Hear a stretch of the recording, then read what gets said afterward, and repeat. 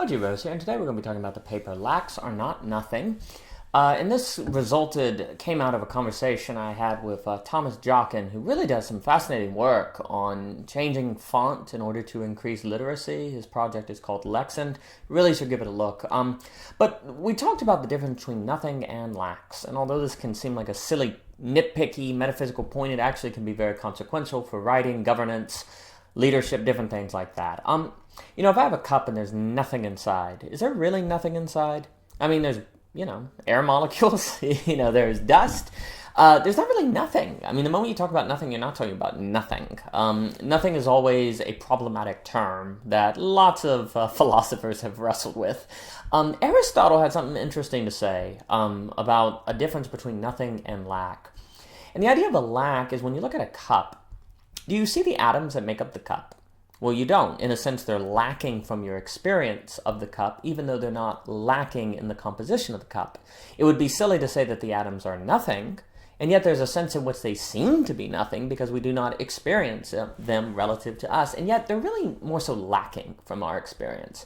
Likewise, there's more so a lack in an empty cup than a nothing, because cups are made to be used to drink things. They're used to be filled with water, so water is lacking relative to which cups are made. Now, that doesn't mean the cup has to be used for that. You could flip it around and make it a stage for a mouse or something. You could use it to plant a flower inside, but relative to the intention that the cup was made for, probably made for, then it's likely lacking liquid. This is all to say, what's quite interesting is that we never really experience the fullness of an entity, and likewise, most of the things around us are lacking something to make it its full self. So I'm looking at my laptop, my experience of the laptop, and this is relative to experience, mind you, not composition. When I look at the laptop, it is, again, lacking from my experience the chips inside of it, the hardware, the atoms. We can go from there. When I look over the bookcase, it is lacking the laptop. The laptop is not part of the bookcase. It is not part of the wall. It is lacking all of these things. In a sense, you could say the wall is nothing relative to the bookcase, but that seems false because the wall is not nothing. If you're using the word nothing, it must be relative, a conditional nothing, a relative nothing, but not an absolute nothing.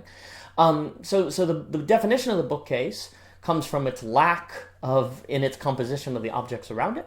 And likewise, the lack of the atoms that make up the bookcase in my experience. So a lot of everything around me is precisely itself thanks to lacks. And what this means is that in experience, everything is incomplete. And this gets into Kurt Gödel with his famous incompleteness theorem. Anyway, everything around me, precisely because I can understand it, is lacking in its composition, in its very being. But it's not relating to everything else as nothing. It is not that everything else is nothing. And this gets into the paper A is A, which argues that stable identity is always going to be itself relative to a quote-unquote without B. And with this paper in mind, that would mean that the without B is not a nothing, but a lack relative to the A. Now, we actually can see this distinction between lack and nothing, say, in good fiction writing. Because in the thing that I make, and very important, I can understand that there's something that the bookcase is lacking precisely because it is present. If I didn't experience the bookcase at all, then there would be no lack of its atoms in my experience. So there's this interesting relationship between lack and presence. Keep that in mind. So anyway, if I'm a fiction writer and I write a good sentence, maybe a good sentence entails lack as opposed to nothing. The sentence is going to point to a lack. And what do I mean by that? Well, I think it's generally what's meant by the advice show, don't tell. So take the sentence, Sarah was sad. Well, this isn't really a very good sentence, and that's because it makes too much present. It's not lacking enough. But take this sentence. Sarah stood there looking down at her feet and lifted her finger to her eye and didn't say a word. In that sentence, in the sentence that is present, meaning the sentence that you read, it is pointing to something that's lacking. And what's lacking is the idea that Sarah was sad. Nowhere in the sentence does it directly say Sarah was sad, and yet the fact that Sarah is sad is all over the sentence. It's there even though it's lacking. And that's what's very interesting about good fiction writing. It finds this very nice dance between lack and presence. Now, here's the thing, though. If in the sentence that I make present, it's not clearly pointing to something lacking, then it can just be confusing. So if I instead wanted to convey to the reader that Sarah was sad, but said something like, Sarah lifted her arm and scratched her head and didn't say anything. Well, the problem is the movement of Sarah does not clearly point to Sarah was sad. It could point to Sarah was curious. It could point to Sarah was bored. It's not clear what the sentence in its presence is pointing to that is lacking. So this gets into the really fine intuition of fiction writing to be able to determine what can be, to determine what one can show, what one can make present, and successfully point to a lack. And since it's an intuition, since it's never anything you can be certain about, this might be why fiction can drive you crazy. Anyway, so now what's interesting in nonfiction writing, arguably the whole point of nonfiction writing, is to make everything very upfront, to make it very present. You're not the philosopher doesn't really want their sentences to be lacking anything. They want them to be very clear and make everything present. So what nonfiction people want to do is not lack at all. They actually want their sentences to point at nothing. And this is what's interesting, is you see the fiction writer embraces the problem of lack, while the nonfiction writer tries to deny the problem of lack. A sentence that points at nothing is complete.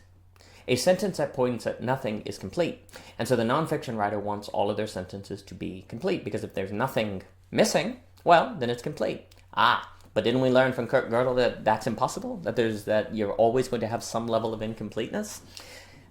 So this gets into something that's very problematic, where good nonfiction writers actually need to be aware that their work needs to actually have some fiction elements to it, that it always should be pointing to something lacking, or it might become overconfident.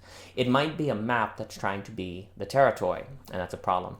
Derrida spent a lot of time trying to argue that philosophers would hide the lack of completeness in their writing, that they put in the footnotes, that they would always be trying to defer the fact that they can't complete their own work. And Derrida, to illustrate this point, even describes how words themselves entail a endless chains of difference, difference, but it's different.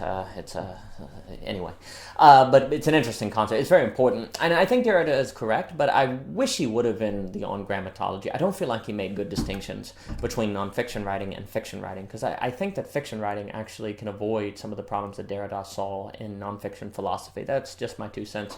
You can read the paper and see, because it's kind of like, I think Derrida is also mistaken to conflate all metaphysics as being, as I interpret him, as being Platonic metaphysics. That is based on a signified divide. I think that's a mistake as well, but I'm going to leave that to the paper reconstruction. So anyway, Derrida is very concerned about writing that denies, what you could say is that Derrida is concerned about writing that denies lack, that tries to point at nothing and hence be complete.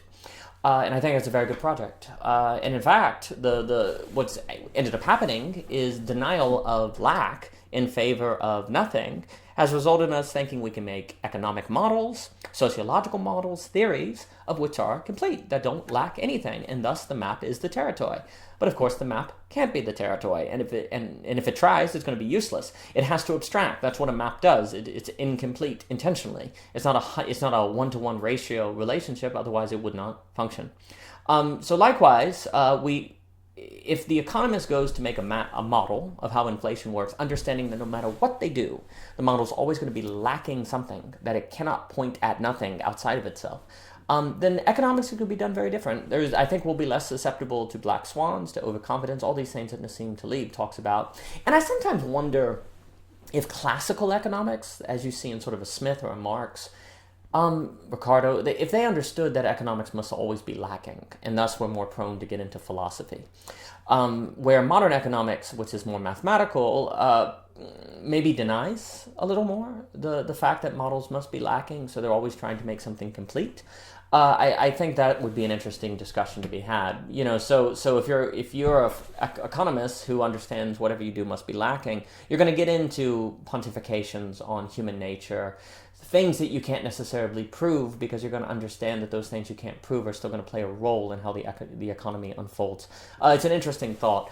But anyway, there's what we could say is there's a difference between models, writing, theorizing, of which embraces lack, that understands lack can never be avoided, as opposed to models, writing, and so forth and so on that point at nothing, that thus seek completeness.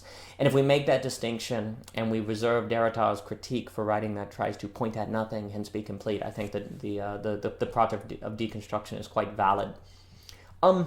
It's also interesting to me because I think that if we understand there's a difference between nothing and lack, that can also have an impact on how we think the government should operate.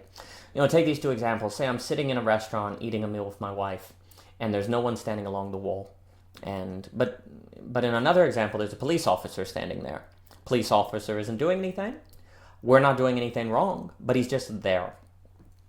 In these two examples, in what situation would I feel more free?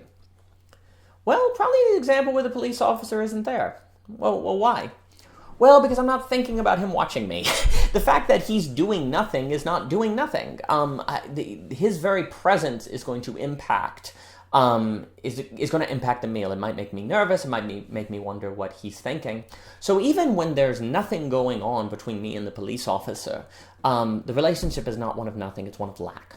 It's one that I'm actually going to be impacted by the very presence of the individual. This is why it can be a mistake when conservatives just kind of tell people, well, if you're doing nothing wrong, you don't have to worry about the police. Well, just the very presence of the police can never be related to as nothing. They must always be related to as a lack. But likewise, liberals can kind of talk about businesses. Well, they have nothing to worry about from regulators or the IRS unless they're doing something wrong. Well, the very fact there is an IRS and a government that's regulating can make businesses feel anxious.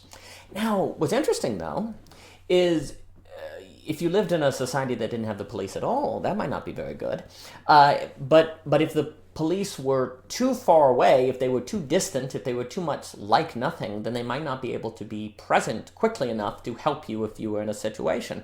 And likewise, someone may counter that actually you should feel safer and more free if the police officer is there, because now you don't have to worry about something bad happening. So who's right? Well, this can get into a lot of different debates on policy. What's interesting to me here is that just the very failure to make meaningful distinctions between lack, nothing, and presence, and will mean that we're not even going to think that we need to worry about this problem, that it's not even going to occur to us that it's an issue. But if it does occur to us that it's an issue, that should inform our political debate, and how exactly the paper will address. And I think it's very, very significant. And in many respects, what we can say is that the leader or the government ends up having to be more like the fiction writer than they realize. They can sometimes think of themselves as engaging in nonfiction, where their business is just to make everything up front, but it's not. The leaders are more in the business of telling a story and being in a story and making the people feel part of a story than they are simply sharing premises, sharing ideas with the people like a nonfiction writer. The business of government is more like maintaining a story than it is teaching ideas. And that being the case, leaders, the government, have to find this fine balance between making themselves present, but not in a way that feels overbearing, that feels poured in from the top, too direct, too present. Because if the government feels too present, well, they might feel totalitarian and oppressive. Just like a sentence that a writer puts down that says, Sarah was sad, as opposed to showing Sarah's sadness through her actions, that sentence can have too much foreground versus background. That sentence can feel too upfront, too oppressive, if you will. And so the state, considering this, is probably more in the business of being a fiction writer than a nonfiction writer.